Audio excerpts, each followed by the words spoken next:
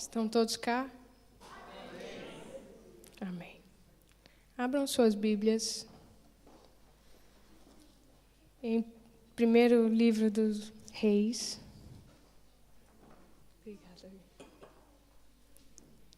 Primeiro livro de Reis. Nós vamos ler o capítulo 13. O verso 1. Apenas a parte A desse verso.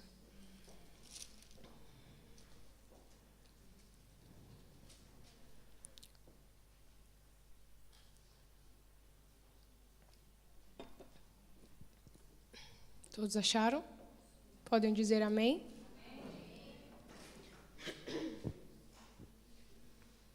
Amém. Vamos ler a palavra do Senhor. Primeiro livro de Reis, capítulo 13. Versículo 1, apenas a parte A, diz assim: Eis que, por ordem do Senhor, veio de Judá a Betel um homem de Deus. Vamos ler novamente. Eis que, por ordem do Senhor, veio de Judá a Betel um homem de Deus.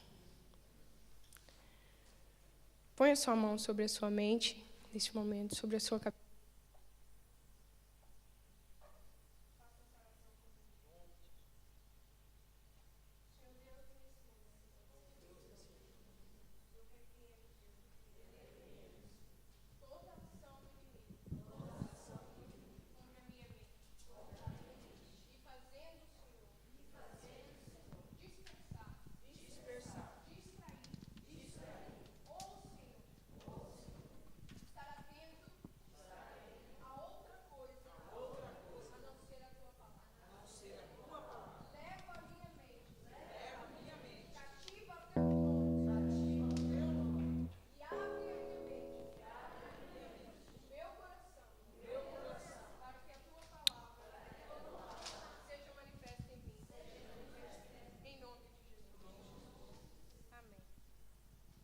Pode se sentar, meus irmãos. Eu quero agradecer a presença da nossa congregação, Monte da Caparica, que está aqui quase que em peso. Amém? Os irmãos do Monte da Caparica, levante a mão aí, para os nossos irmãos que estão aqui na sede que não te conhecem. Sejam bem-vindos em nome de Jesus, a sua presença nos alegra nessa noite. E com certeza você foi escolhido para estar aqui nessa noite. Deus tem uma palavra para você nessa noite. Eu queria que você ficasse atento, que você não se levantasse, procurasse não se locomover muito, procurasse prestar bastante atenção nessa palavra. A palavra diz que, por ordem do Senhor, veio de Judá a Betel um homem de Deus. Quantos aqui nessa noite se consideram um homem, ou uma mulher, ou um jovem de Deus? Os jovens, acho que só o Ian levantou. Os jovens, tem algum jovem de Deus aqui? Amém. Todos somos jovens, né? Amém. Um homem de Deus foi enviado a Betel por ordem do Senhor. E eu não quero me ater muito a essa história, porque essa história não é muito o foco dessa noite. Mas eu vou passar rapidamente por ela. Aqui está falando de um homem que foi até Betel profetizar contra o altar que Jeroboão tinha levantado naquele lugar. E ele profetizou da seguinte maneira: altar, altar, assim diz o Senhor, eis que um filho nascerá à casa de Davi, cujo nome será Josias, o qual sacrificará sobre ti os sacerdotes dos altos que queimam sobre ti incenso, e ossos humanos se queimarão sobre ti. O profeta lançou essa profecia sobre o altar, atenção, não foi sobre o rei, foi sobre o altar. E ele ainda disse um sinal. Olha, para vocês crerem que essa palavra veio do Senhor, o altar vai se fender, ou seja, vai se partir ao meio, e se derramará a cinza que há sobre ele. Mais uma vez eu volto a repetir, a profecia não foi sobre Jeroboão, a profecia foi sobre o altar. Mas Jeroboão ficou super nervoso com aquilo, ficou irado com a profecia do homem de Deus, e ele estendeu a sua mão para pedir que os soldados prendessem o homem de Deus. E quando ele estendeu a sua mão, no mesmo momento a sua mão ficou seca, ele não conseguiu fechar a sua mão, ele não conseguiu trazer a sua mão de volta para si. E o sinal que o profeta tinha dito aconteceu imediatamente. O altar se partiu ao meio, a cinza que estava sobre ele se derramou, e o profeta e Jeroboão ficou com os olhos esbugalhados. E agora minha mão não volta para o lugar. Homem de Deus, ora aí, clama ao Senhor, o teu Deus, para que a minha mão volte ao normal. E o homem de Deus orou, e a mão de Jeroboão voltou ao seu estado normal. Primeira coisa que nós aprendemos nessa história: o altar não é lugar de brincadeira. O altar não é lugar de você fingir que é o que você não é. O altar não foi feito para questões políticas, para questões sentimentais. O altar foi feito para adorar, engrandecer e bendizer o Deus Todo-Poderoso. Mais nada. Segunda coisa, homem de Deus, mulher de Deus, jovem de Deus, obedece à ordem do Senhor. E quando você fala, acontece. Quando você fala, acontece. E uma coisa muito interessante. Quando você fala e acontece, imediatamente as pessoas que apontam para você, as pessoas que te acusam, as pessoas que intentam de alguma maneira contradizer aquilo que você diz, elas mesmas vão correr atrás de você, pedindo oração, pedindo súplica e pedindo que você clame ao seu Deus. Aleluia. Mas não é esse o meu foco nessa noite. Aqui está falando de um homem de Deus. O que um homem de Deus, uma mulher de Deus ou um jovem de Deus faz? Como ele age? Como ele fala? Como ele se porta? Alguns de nós podemos dar aqui uma lista enorme de como um homem de Deus deve se apresentar, deve se portar. Muitos de nós aqui podem fazer uma lista com muita facilidade sobre isso. Mas será que nós vivemos isso? Será que nós sabemos qual é o real sentido de ser um homem de Deus? Uma mulher de Deus? Um jovem de Deus?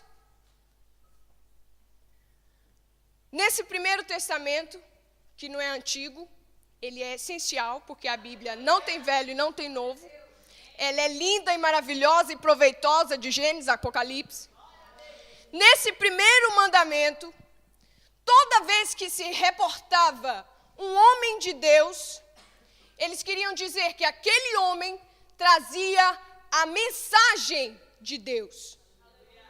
E essa mensagem tinha que ser proclamada com autoridade. Não podia ser de qualquer forma. tinha que ser com autoridade. Então, a primeira coisa, se você vai falar, se você vai profetizar, se você vai dizer alguma coisa, você tem que ter autoridade. Autoridade. Então, um homem de Deus, aqui no Primeiro Testamento, era um homem respeitado, porque toda vez que o povo queria ouvir a voz de Deus, ouça bem, toda vez que o povo, que um rei, que um ancião, qualquer homem desse reino quisesse ouvir a voz de Deus, ele tinha que se reportar ao homem de Deus. Enquanto que, quando você, ou quando o povo dessa época, queria dar a Deus, ou prestar sacrifício a Deus, ou fazer algo para Deus, ele teria que se reportar ao sacerdote. Amém? Estão me entendendo? Profeta, voz de Deus. Sacerdote, voz do povo. Profeta, sacerdote, aleluia. Só que nos nossos dias de hoje, não é preciso mais isso. Abram, por favor, a sua Bíblia em 1 Timóteo, no capítulo 6. 1 Timóteo, no capítulo 6. Se você não está com a sua Bíblia, procura uma rapidamente. Porque homem de Deus e mulher de Deus e jovem de Deus não vem na casa do Senhor sem a sua espada. Não vem!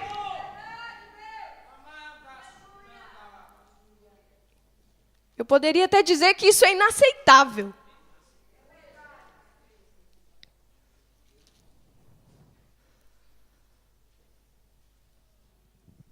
Em 1 Timóteo, no capítulo 6, a partir do verso 11, ele também vai falar a respeito de um homem de Deus, que foi Timóteo. Só que, diferente do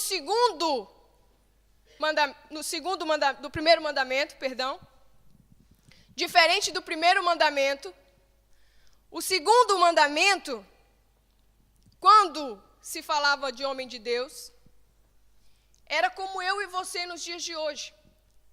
Nós temos livre acesso ao Senhor. Porque em Mateus 27 diz que o véu foi rasgado.